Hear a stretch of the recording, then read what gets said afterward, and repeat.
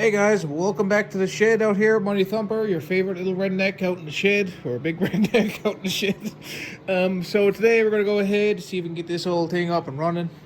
Right now she has no spark at all, so I'm going to take you guys along. I might do some hacks and like as in cheat a little bit just to see if we can get some spark and help identify the problem. But I'm not going over this evening. I'm just chilling out. It's been an interesting few days. I'll spare you guys grief.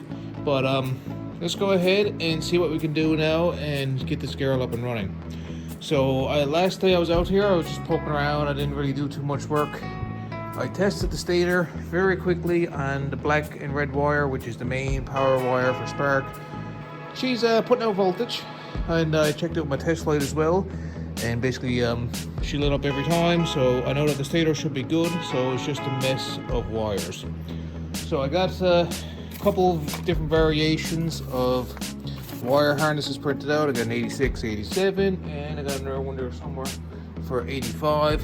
So let's go ahead, guys, and just see what we can get some spark on to this old girl. I'd like to have her running before the day's out. That'd be nice. If we can get her running, we'll be well on our way of finishing this project. But yeah, let's go ahead now and let's get some stuff done. Okay, so I got the test harness on. She was just running for a few seconds. Had to shut her off because she's leaking fuel out of the petcock. But I have the testing tank on it because that one has fuel, the other one does not. Alright guys, she runs on the test harness and she's really quiet. The exhaust isn't even fully connected. So I'm going to go ahead now and continue troubleshooting. As long as I can get her spark, she's going to run. So let's see if we can get spark on that factory harness. So we know that she does run. However, it runs on the test harness, which is my own bypass harness. So let's go ahead now. I have a secondary harness. I'm going to try this one out anyways, just in case, because this one looks in a bit better shape than the other one. So I'm going to plug everything together. Yeah, as you can see, these connectors are all pretty straightforward. The black with the red, that's your main spark wire right here. So I'm going to plug these together. These are a reverse and neutral switch. Solenoid and stuff back here. We can get some fuses. This one looks in better shape than the other harness. Tail lights cut off back here. No big deals on tail lights.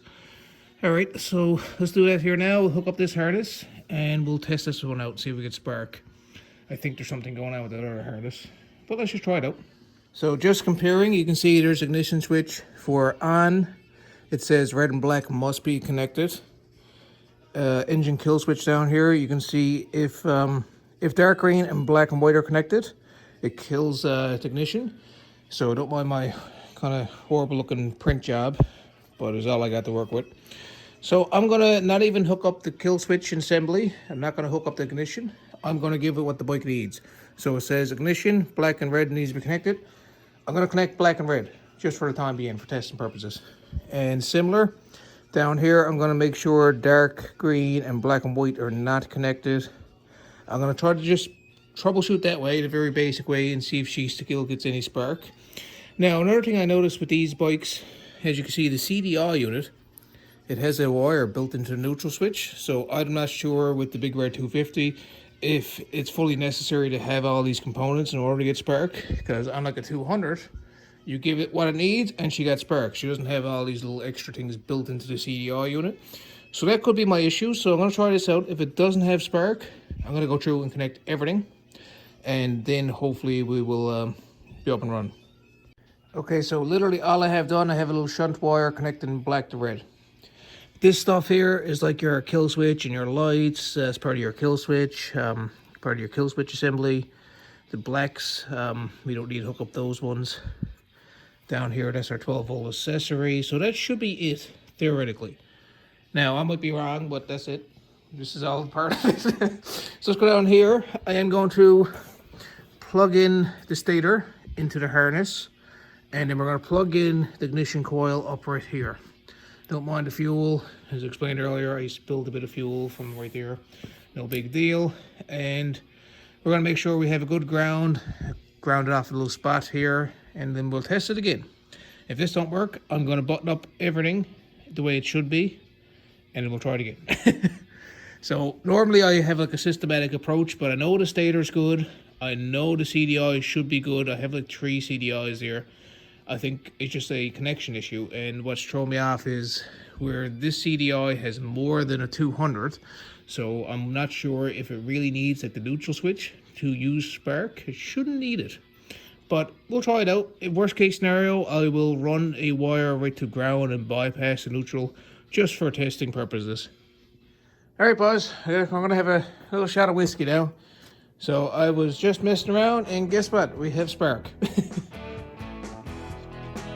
So just in case you guys are wondering how I got it, I'll show you now because I got a lot of work to do. But that was the main thing. I wanted to get spark.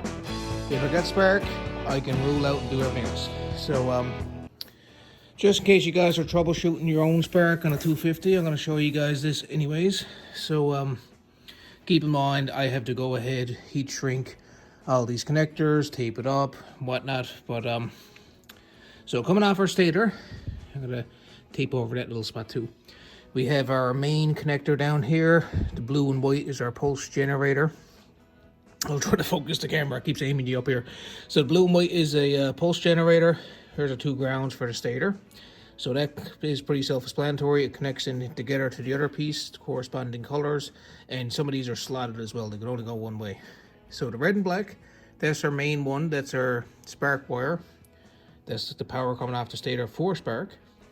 The yellows are for our lights that goes into the voltage regulator, and the other part you can see the green and red comes into the harness. So it's primarily these are for going back here and charging your battery. So you can see the battery sits here. This is the battery out of my motorcycle. But coming back on the harness, so we kind of got all this stator stuff together. We got our 2 wires going over there. That's our reverse and our neutral switch. I'm not 100% sure which color is which. I just plugged in the corresponding wires. I can probably look it up if someone really needs. But for this testing purpose, I just plugged in the corresponding. One's a female, one's a male connector. Coming back here, this is similar to a 200 or any 200 ATC by Honda. Are green and red and yellow and red.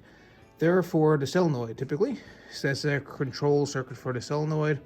We have a green, which is a ground for the wire harness. As you can see, I have a temporary connection right up to a ground. Working our way back, we got our fuses. We have this, let's see, green and brown. Green and brown always are for taillights on Hondas. And then back here, we have basically our solenoid. All that stuff gets hooked into the battery. See that yellow and red, corresponding yellow and red. There should be a ground there as well, if I recall. I think there's supposed to be a ground because basically what the green and red normally does is if the bike is in neutral, it allows you to go ahead and push your electric start. I'll have to double check the wire diagram, but this is the first time I've actually went through troubleshooting a 250. But for spark purposes, I got all this put together.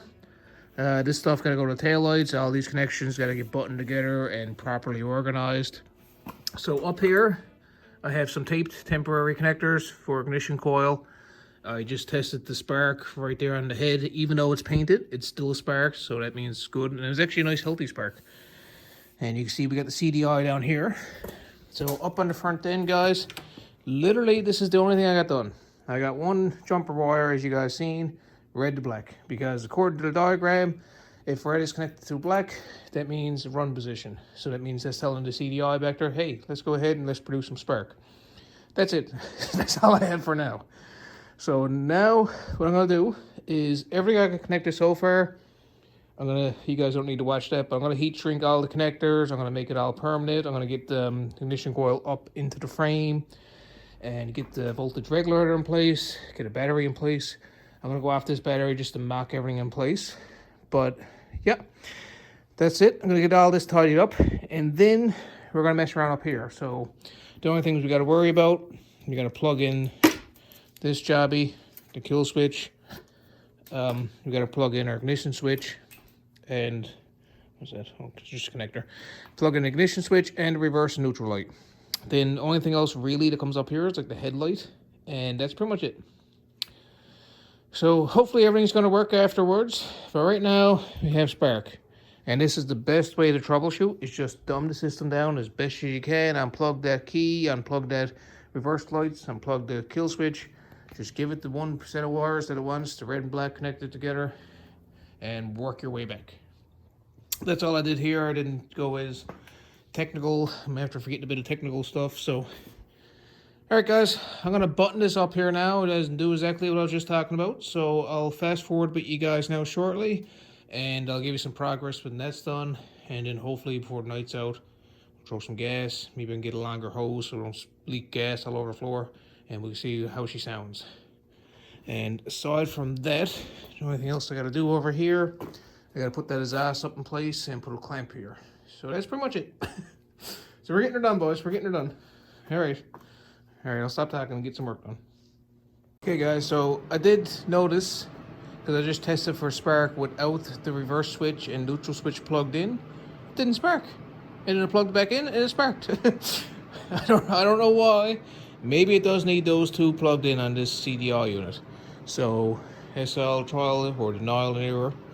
But yeah, caught a button together. I'll crack on with this tomorrow. We'll button this all the way up.